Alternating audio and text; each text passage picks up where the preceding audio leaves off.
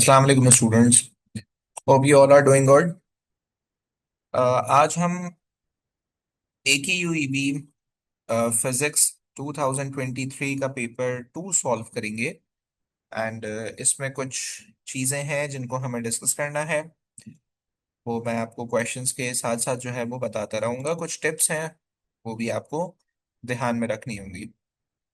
अच्छा, फर्स्ट हमारे पास जो क्वेश्चन यहाँ पे दिया हुआ है, ये कह रहा है हमसे कि right any two points about the importance of physics in science and technology. देखिए, मैंने आपको ये बात पहले भी बताई है कि आपको पेपर में मार्क्स और क्वेश्चन को उसके अकॉर्डिंगली जो है वो आंसर करना होगा। यानी अब इसने जब आपको क्लियरली यहाँ पे एक बात स्टेट कर दी है that you are suppose to write in points, तो आपको दो पॉइंट्स ही बताने हैं। एंड साइंस एंड टेक्नोलॉजी से रिलेटेड बात कर रहा है ये। तो साइंस में और यानी एक पॉइंट हमारे पास साइंस से आएगा, एक पॉइंट हमारे पास टेक्नोलॉजी से आएगा। और हर उसका जो है वो एक मार्क हो जाएगा। अब देखें, साइंस और टेक्नोलॉजी इनसे रिलेटेड या इनमें हमें किस तरीके से जो है वो आंसर को लिखना होगा, या फिर हम उसका आंसर जो है वो किस तरीके से जो है वो लिख रहे होंगे। तो देखें, साइंस में हम ऐसी चीजों के बारे में बात कर रहे होते हैं जो कि हमारे पास ऑलरेडी एग्जिस्टेंस में थी। सही है। हमने उनको जस्ट इम्प्रोवाइज किया, यानी कि हमने उसमें एक पॉजिटिव चेंज लेकर आए। Let me give you an example कि आपके पास ट्रांसपोर्टेशन के लिए पहले क्या इस्तेमाल होता था। पहले हमारे पास जो है वो एनिमल्स या घोड़े या ऊंट वगैरह जैसी चीजें जो है वो आपके पास इस्तेमाल होती थी। लेकिन बाद में हमने उसके अंदर एक पॉजिटिव चेंज जो है वो हम लेकर आए, यानी कि हमने उसको मोटर व्हीकल्स से या गाड़ियों से या एरोप्लेन से हमने क्या कर दिया, उसको चेंज कर लिया या उसको फास्ट कर लिया। बिल्कुल इसी तरीके से अगर हम जो है वो टेक्नोलॉजी के अंदर बात करें, तो टेक्नोलॉजी में हम उन चीजों के बारे में बात कर रहे होते हैं जो कि पहले नहीं थी, वो अब इन्वेंट हो गई हैं। सही है। यानी कि जो पहले नहीं थी लेकिन आज के दौर में आपको वो चीजें नजर आती हैं। लाइट से हम यहाँ पे इंटरनेट की एग्जांपल ले सकते हैं। इंटरनेट पहले हमारे पास मौजूद नहीं था। हमारे पास वे ऑफ कम्युनिकेशन क्या थे? टेलीफोन्स थे। सही। हमारे पास, या फिर और अगर हम थोड़ा सा पीछे चले जाएं, तो हमारे पास अगर हमें कोई लेटर जो है वो भेजना होता था तो हमें क्या करना होता था, हम उसको पोस्ट करते थे, फिर वो एक पॉइंट से दूसरे पॉइंट, यानी कि एक पोस्ट ऑफिस से दूसरे पोस्ट ऑफिस जाता था। या फिर और हम थोड़ा सा पीछे चले जाएं तो पहले जो है उर्दू में जिसको कासिद कहा जाता है, वो हमारे पास जो है वो एक लेटर को या एक मैसेज को लेके एक शहर से दूसरे शहर जो है वो ट्रेवल करते थे, और फिर वहां से जो है वो आंसर को लेकर हमारे पास आते थे। सही है। सो एक इसको हमने बिल्कुल ही चेंज कर दिया। यानी हमने उसको इतना ज्यादा पॉजिटिव चेंज कर लिया कि हमारे पास विद इन अ सेकेंड आज हम दुनिया में जिसको चाहें हम रीच कर सकते हैं, जिसको चाहें हम कांटेक्ट कर सकते हैं। और भी हमारे पास इसकी बहुत सारी एग्जांपल्स हैं टेक्नोलॉजी से रिलेटेड, वो भी हम यहाँ पे बता सकते हैं। सही है। सो एक पॉइंट आपके पास साइंस से आगे आ जाएगा, एक पॉइंट आपके पास जो है वो टेक्नोलॉजी से आ जाएगा। सही है। लेजर टेक्नोलॉजी के बारे में आप लिख सकते हैं। उसके अलावा जो है आप कंप्यूटर्स के बारे में लिख सकते हैं कि पहले कंप्यूटर्स आपके पास मौजूद नहीं थे। सही है। सो यहाँ पे एक पॉइंट आपके पास साइंस से आ जाएगा। अब मैंने आपको बता दिया साइंस में आपको क्या लिखना है। सेकंड पॉइंट आपके पास टेक्नोलॉजी से आ जाएगा। मैं यहाँ पे कीवर्ड लिख देता हूँ, ट्रांसपोर्टेशन।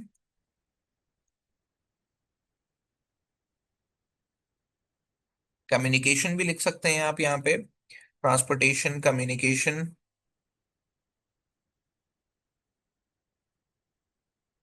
एक्सेट्रा। टेक्नोलॉजी के अंदर आप सोनार टेक्नोलॉजी को लिख सकते हैं। सही है। कि आपको अगर कहीं पे कोई डेप्थ में अगर कोई चीज मौजूद है, सही है, और आपको उस चीज का पता करना है, तो आप सोनार टेक्नोलॉजी के थ्रू आप उसको पता कर सकते हैं। ठीक है, मैंने यहाँ पे कीवर्ड्स लिख दिए हैं। I hope you can write the answer now. अच्छा, अब क्वेश्चन नंबर 2 में ये हमसे कह रहा है कि आप मुझे 3 एग्जाम्पल्स फ्रॉम डेली लाइफ लिख के दो about the turning effect of force. अब आपको तीन एग्जाम्पल्स ही लिख के बतानी है यहाँ पे, आप टर्निंग इफेक्ट को यहाँ पे एक्सप्लेन या उसको डिफाइन करना नहीं शुरू करेंगे। तो देखें, सबसे पहली चीज तो हमारे पास जो है वो एक क्या आ जाती है, हमारा डोर। सही है। सेकंड हमारे पास, अच्छा इसको आप थोड़ा सा इलेबोरेट करेंगे कि हम डोर पे कहाँ फोर्स अप्लाई कर रहे होते हैं, किस तरीके से हमारे पास जो है वो हो रहा होता है। सेकंड हमारे पास जो आ जाएगा वो क्या आ जाएगा, डोर नॉब।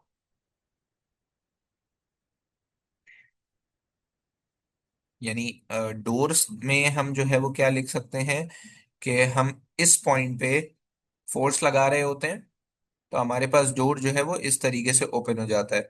अब डोर नॉब, डोर नॉब यानी कि ये जो नॉब होती है या जो लॉक होता है, आप इसको जो है वो पकड़ के क्लॉकवाइज या फिर एंटी क्लॉकवाइज जो है वो घुमा रहे होते हैं ताकि डोर ओपन हो जाए। थर्ड आपके पास जो है वो क्या आ जाता है यहाँ पे, आप टैप लिख सकते हैं। सही है, या टैप के बजाय आप यहाँ पे वाटर टैप लिखें, वो ज्यादा बेहतर है,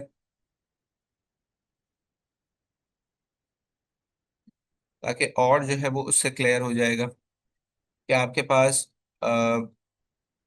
पानी का जो लेट से ये इस तरीके से नलका होता है।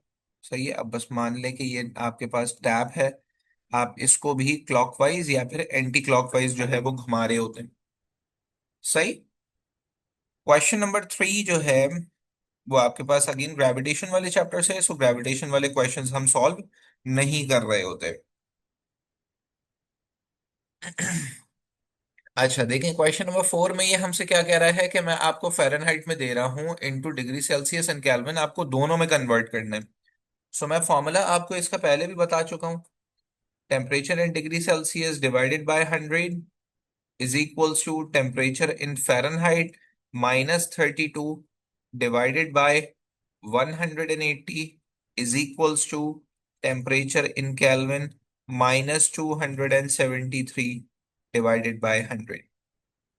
तो अब आपको यहाँ पे फ़ारेनहाइट से डिग्री सेल्सियस में जाना है, सो आप इन दो को पिक करेंगे।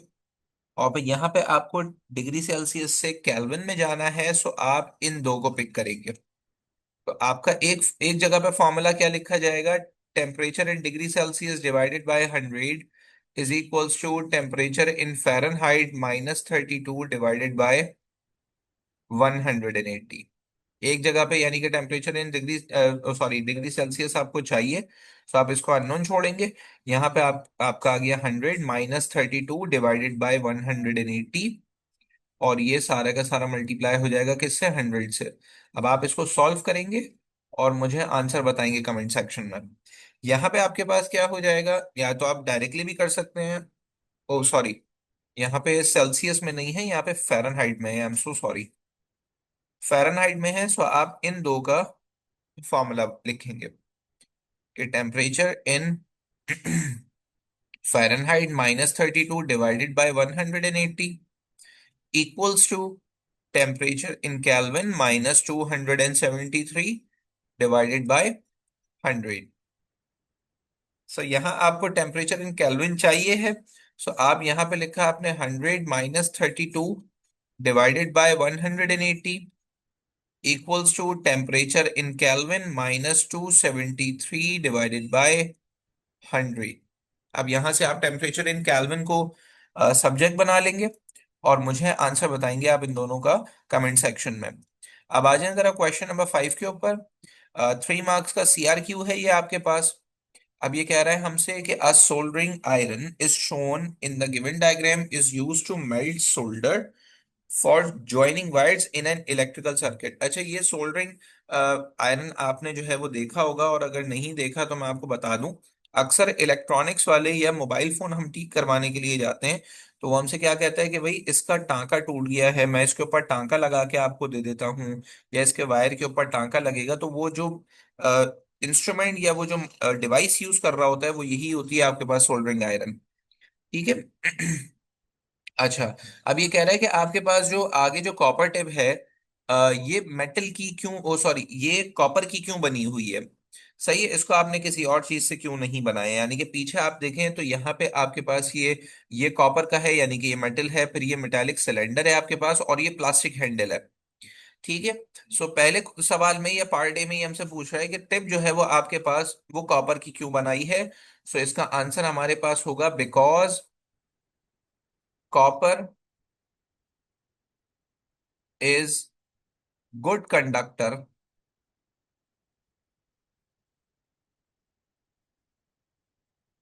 Of heat and electricity. क्योंकि हमें वायर को, जो सोल्डरिंग वायर होता है हमारा, उसको पिघला के हम जो है वो क्या कर रहे होते हैं, ज्वाइन कर रहे होते हैं या फिर टांका लगा रहे होते हैं। अच्छा, आप ये कह रहे हैं कि पीछे जो हैंडल है आपके पास ये प्लास्टिक का क्यों है? सही है। सो हम यहाँ पे क्या लिखेंगे? बिकॉज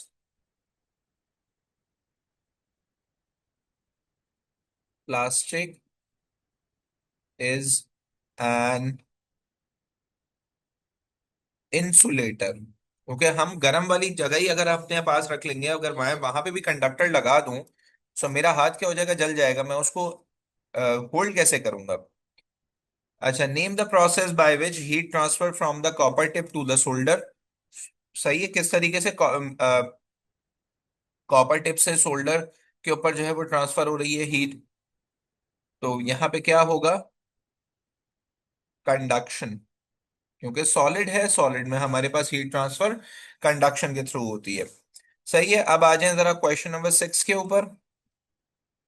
क्वेश्चन नंबर 6 हमसे क्या कह रहा है कि a rescue helicopter is ascending vertically with a velocity of 20 metre per second from a base camp at the height of 60 meter above the earth. A packet of relief goods is mistakenly dropped. Calculate the time taken by the packet to reach the ground. और gravity की value ये हमें बता रहा है कि आपको यहाँ पे कितनी कंसिडर करनी है, 10 मीटर पर सेकेंड स्क्वायर। तो देखिए हमारे पास जो यहाँ पे सबसे पहले हम बनाएंगे डेटा।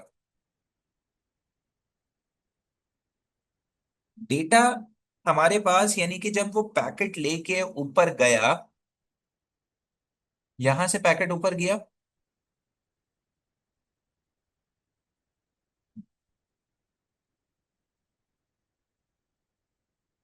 60 मीटर, और यहां से वो पैकेट नीचे आया। सो हमें ये वाला टाइम चाहिए कि वो कितने टाइम में वापस आ रहा है। ठीक है, क्योंकि ये फ्री फॉल का क्वेश्चन है। सो इसके लिए, अब जब ऊपर से कोई ऑब्जेक्ट नीचे आ रहा है, so initial velocity is 0 metre per second. Gravity की वैल्यू आ गई हमारे पास 10 metre per second square. Time हमारा अननोन है। और मजीद कोई चीज रहती है? हाँ, हाइट हमारे पास आ गई 60 मीटर। तो अब इसके लिए हमारे पास जो पॉसिबल या बेस्ट हमारे पास जो फॉर्मूला है वो क्या है? Second equation of motion, H is equals to VIT plus half GT square. अब इनिशियल वेलोसिटी जब जीरो है तो ये चीज स्ट्रेट अवे जीरो हो गई हमारे पास। सो यहाँ क्या आ गया? 60 इज इक्वल्स टू 1/2, ग्रेविटी की वैल्यू 10, और यहाँ पे T square. So two one जा एंड टू 5 टाइम्स। सो ये क्या आ गया? 60 is equals to 5 T square. So T square किसके बराबर आ गया? 60 divided by 5। So 5 1 times and 5 12 times. So T square की वैल्यू क्या आ गई? 12। अब हमें तो T चाहिए था। सो हम यहाँ दोनों जगह पे रेडिकल अप्लाई करेंगे। स्क्वायर से इसका रूट या रेडिकल कैंसिल हो गया। और T का आंसर आप मुझे कमेंट सेक्शन में बताएंगे। आई होप ये क्वेश्चन आपको समझ में आ गया। अब हम इसका पार्ट बी सॉल्व करेंगे। Let me just erase it. Part B हमारे पास इम्पल्स या फिर rate of change of momentum से रिलेटेड क्वेश्चन है। ये क्या कह रहा है कि अ नेट फोर्स, डेटा बनाते हैं हम साथ साथ, न्यूमेरिकल है ये भी। F is equals to 1000 newton. applied to a passenger bus for 10 seconds, t is equals to 10 seconds, that causes a bus to move on a straight road, calculate the momentum for the bus. So इसका simple सा formula हमारे पास क्या है? F is equals to rate of change of momentum. सही है। So change in P हमारे पास किसके बराबर आ जाएगा? F मल्टीप्लाई बाई टी के। सो फोर्स आपको दी हुई है तो 3 × 10। सो आपके पास ये कितना आ गया? चेंज इन पी किसके बराबर आ गया आपका? 10,000.23 न्यूटन सेकेंड। सही है। अब जरा आ जाए लास्ट क्वेश्चन के ऊपर। अच्छा, लास्ट क्वेश्चन अगेन हमारे पास ERQ है और इसके अंदर हमारे पास ये चॉइस दे रहा है। ये कह रहा है कि explain in any 6 points why machines can not give 100% efficiency in their vehicle in their available surrounding. Sorry, next या फिर सेकंड जो उसका ऑप्शन है वो क्या है? Describe the fourth state of matter plasma in any 6 points. अब ये 6 मार्क्स का क्वेश्चन है और ये हमसे दोनों के अंदर जो है वो 6 6 पॉइंट्स मांग रहा है। तो हम दोनों को डिस्कस करेंगे। पहले हम फर्स्ट वाले को डिस्कस कर लेते हैं, फिर हम नेक्स्ट वाले को जो है वो डिस्कस करेंगे। अच्छा देखिए, सबसे पहली चीज हमारे पास मैं आपको यहाँ पे की पॉइंट्स या की वर्ड्स लिख के दूंगा so that you guys can write down the answer by yourself. सबसे पहली चीज जो कि हमारे पास जो फ्रिक्शन सॉरी एफिशिएंसी को 100% होने से रोकती है वो क्या है? फ्रिक्शन। सही है, क्योंकि फ्रिक्शन आपके पास वो एक ऐसी चीज है जो कि आपको स्टॉप करती है या आपके व्हीकल को या आपके मशीन को स्टॉप करेगी टू बी 100% एफिशिएंट। सेकंड आपके पास क्या आ जाएगा कि आपको कभी कभार अगेंस्ट द ग्रेविटी भी काम करना होता है या फिर अगेंस्ट द ग्रेविटेशनल फोर्स काम करना होता है। सो उसके अंदर आपके पास जो वर्क डन है वो ज्यादा हो जाता है, यानी against gravitational force of earth, gravitational force. So आपका जो वर्क डन है या इनपुट वर्क डन है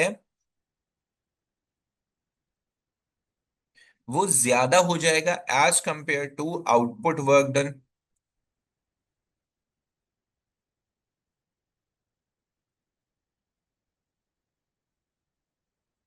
सही है। ओके। अच्छा, उसके बाद और क्या पॉसिबिलिटी हो सकती है हमारे पास कि कुछ कुछ मशीन्स ऐसी होती हैं आपके पास कि उसमें आपको आउटपुट जो है वो डिजायर्ड आउटपुट नहीं मिल रहा होता। फॉर एग्जाम्पल, इनपुट तो हम उसको दे रहे हैं लेकिन आउटपुट हमारे पास एक से ज्यादा तरीके का आ रहा होता है। सही है। यानी आपने, लेट से हम अगर बल्ब की एग्जांपल लेते हैं। बल्ब है हमारे पास, इनपुट के तौर पे हमने उसको इलेक्ट्रिकल एनर्जी दी, लेकिन आउटपुट हमारे पास दो सूरतों में आ रहा है। एक तो लाइट आ रही है और दूसरा हीट आ रही है। अब लाइट मेरे लिए बेनिफिशियल है लेकिन ये हीट मेरे लिए बेनिफिशियल नहीं है। सो यहां से भी हमारे पास एफिशिएंसी जो है वो उसकी ड्रॉप हो गई है। सही है। उसके बाद आपके पास और एक पॉसिबिलिटी क्या है? Air resistance. कि कुछ कुछ मशीनों को या कुछ कुछ मशीन्स को क्या करना होता है? अगेंस्ट द एयर रेजिस्टेंस काम करना होता है। ठीक है। Work done is against the air resistance. सही है। और आपके पास क्या पॉसिबिलिटी हो सकती है यहाँ पे? अम, देखिए, आप एक पॉइंट और इसमें यहाँ पे ऐड कर सकते हैं और वो ये कि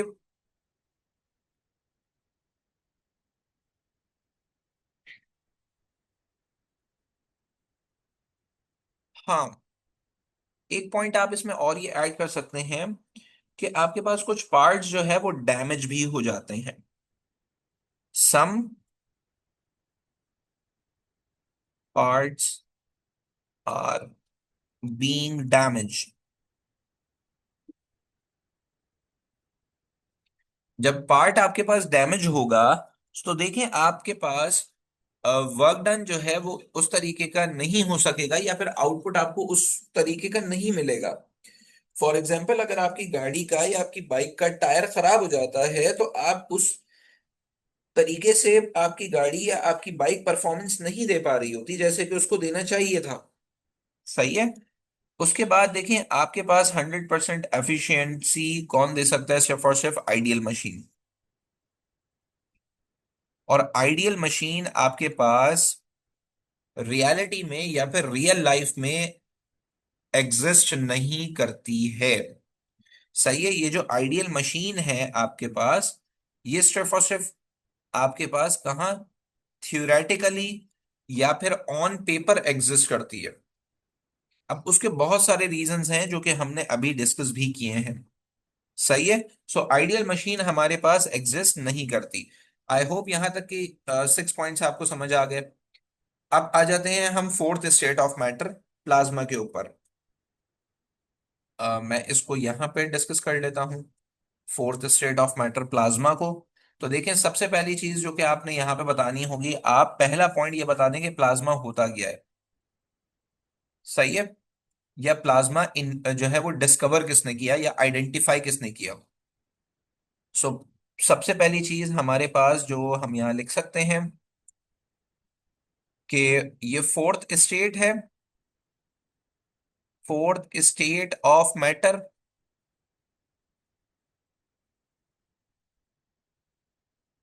identified by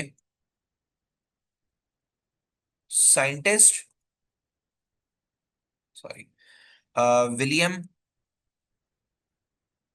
click. He was the one जिसने इसको आइडेंटिफाई किया था। सही है। सेकंड हम यहाँ पे क्या बता सकते हैं, देखें प्लाज्मा होता क्या है। फॉर एग्जाम्पल ये कोई एक गैस है। कोई भी एक गैस को कंसिडर कर लें। अब उसमें लेट से मैं प्रॉपर उसका एटॉमिक स्ट्रक्चर नहीं बना रहा, लेट से ये आपके पास उसका वैलेंस शेल था। अब अगर ये उसका एटम है और बीच में कोई भी उसका एलिमेंट का मैंने नाम दे दिया एक्स, अब उसका ये क्या है? एक एटम है जिसके वैलेंस शेल में एक इलेक्ट्रॉन रिवॉल्व कर रहा है। अगर मैं कुछ करके इसका ये क्या करूं, इलेक्ट्रॉन यहां से रिमूव करा देता हूं या इलेक्ट्रॉन यहां से निकाल देता हूं, तो इसका शेल गायब हो गया और इसके ऊपर क्या आ जाएगा? Positive charge. सो ये गैस एटम था।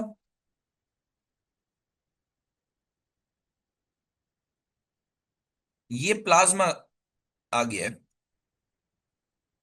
सो आयोनिक स्टेट ऑफ या फिर cationic state of gas is known as plasma. So हम यहां पे क्या लिखेंगे? द एटम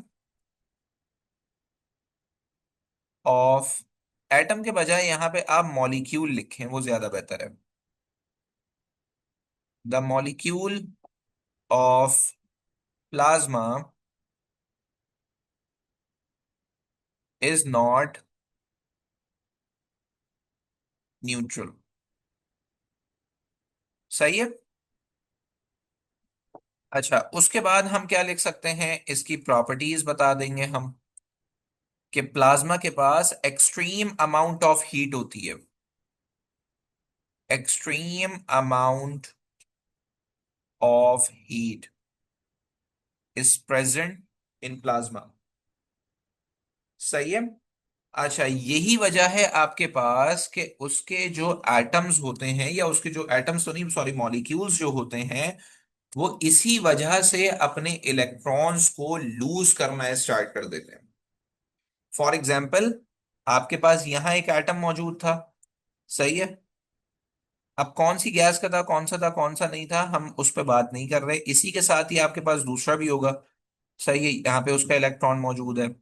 फिर एक और आपके पास आ जाएगा इसी तरीके से। सो जब इसने अपना इलेक्ट्रॉन लूज किया तो इसकी extreme amount of heat energy को किसने भी एब्जॉर्ब किया? इसने, और इसने अपना इलेक्ट्रॉन लूज कर दिया।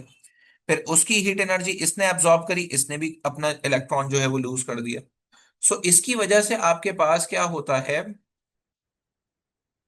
कि ये एक दूसरे को मजबूर कर देते हैं कि उसके मॉलिक्यूल्स अपने इलेक्ट्रॉन्स को लूज करना स्टार्ट कर दें। सही है? समझ में आई बात? कि अब यहां पे आप क्या बताएंगे कि due to this extreme heat,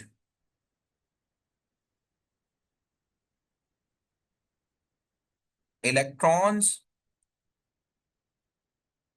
loses, या इलेक्ट्रॉन्स, या लिखें आप जंप ऑफ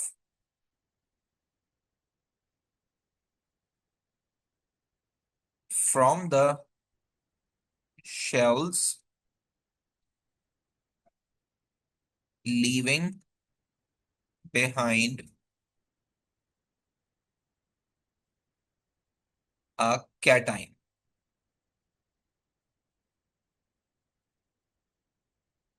सही है। और हम क्या बता सकते हैं यहाँ पे कि आपके पास जो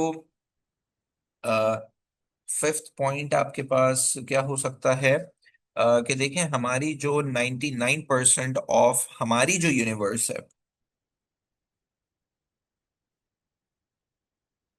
इज एक्चुअली मेड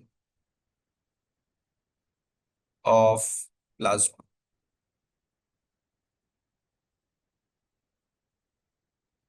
अच्छा, लास्ट हमारे पास क्या हो सकता है कि आर्टिफिशियली आपको, artificially it is found in discharge tubes. Okay, so here we have concluded the paper 2 of 2023. I hope you guys have understood all the questions. If you have any query, any question, do let me know in the comment section. Thank you so much. Allah Hafiz.